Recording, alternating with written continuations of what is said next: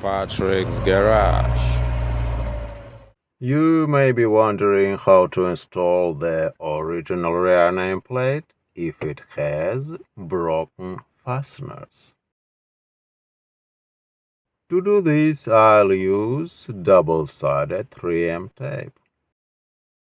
There are special holes on the body, and these pins must enter to these holes. These pins not enough. These pins broken. From what I know, aluminum shields weren't all that bad, but installation's been broken. And how to put it on the body without these mounted pins?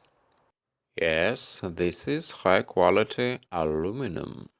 And my thoughts about double-sided adhesive tape. 3M to be exact. We need a file. Can you guess for what? Because when I look at the back surface of nameshield here, I can see it's somewhat irregular. And there is a dimples here and here. So, to use double-sided adhesive tape for fastening, the surface must be smooth. And for this, I'll be using old file. Little disclaimer. In this way, the duration of repair extends a lot longer than it should.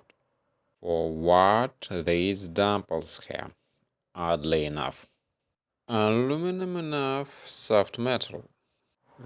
This is beautiful, really aluminum, not crappy plastic. It reminds me of the bodywork. Aluminum is easy to process. Aluminum name shields are totally reliable. They had them for ages, right? But nowadays they can do it cheaper from crappy plastic. They can make them cheaper, and they do to continue to do this.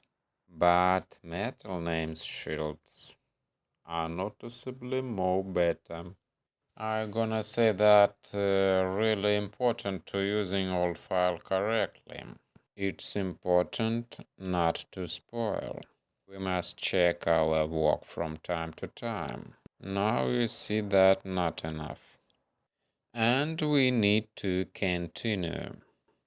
Anyway, old files significantly help reduce tightness of nameshield. A lot of aluminum sawdust. And we can use it for different useful purposes.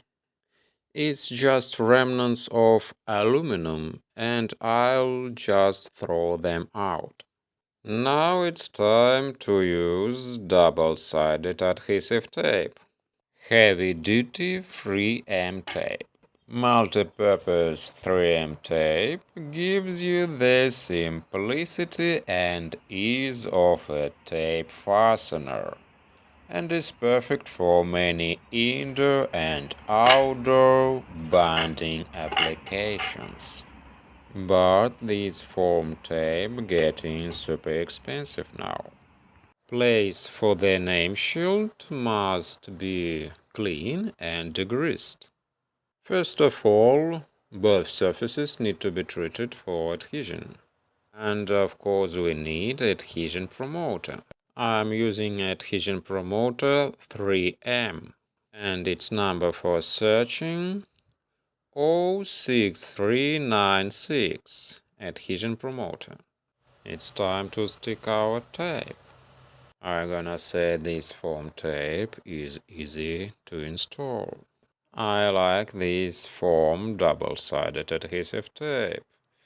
Just peel off the tape and stick it to the surface of our name shield.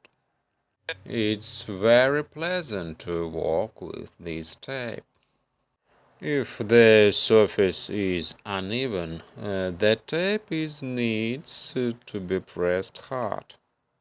And you see, I'm using old blade to correcting tape. Both surfaces are equal, so all remnants of double-sided adhesive tape will need to be removed. Continue adding our tape. All surface must be covered.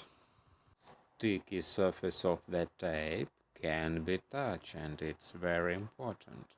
And of course can't be stretched. And press the tape with force 3 kilograms. At the edges, remnants of the tape need to be removed. And of course, we can use double-sided razor blade again. In some places, it is convenient to use nail scissors. Okay. Now we can remove red protecting tape.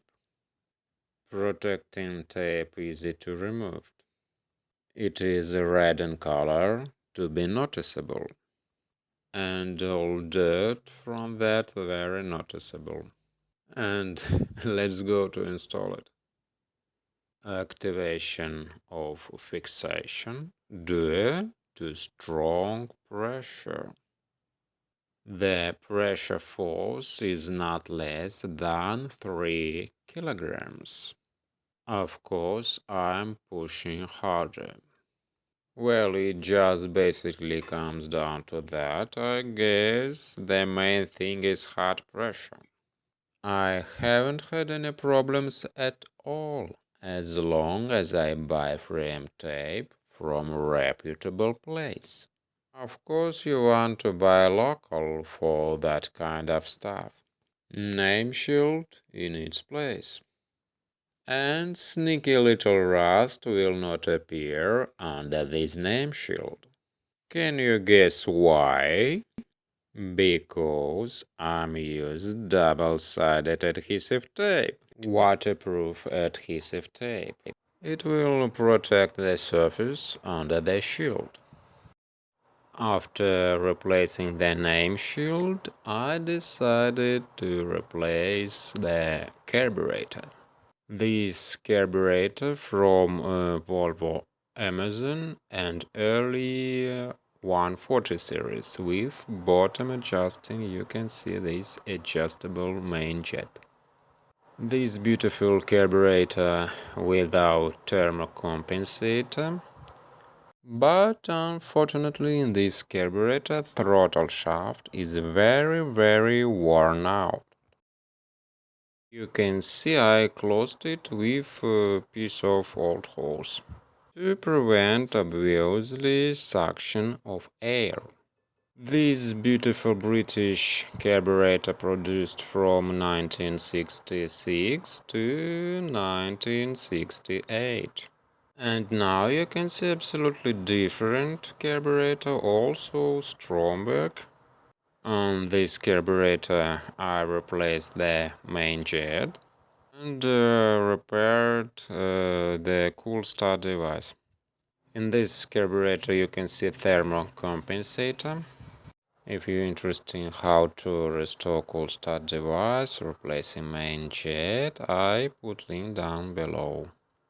And today I replaced the distributor BOSCH, original BOSCH cap, original condenser, and original contacts, of course. If you are interested in how I did it, I put a link in the description. This Turkish condenser works perfectly fine. Of course, all spare parts original BOSCH only.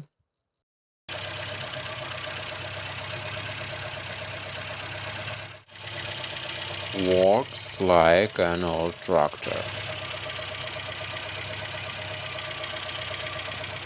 Old double-sided blades can be useful when we're working with a car.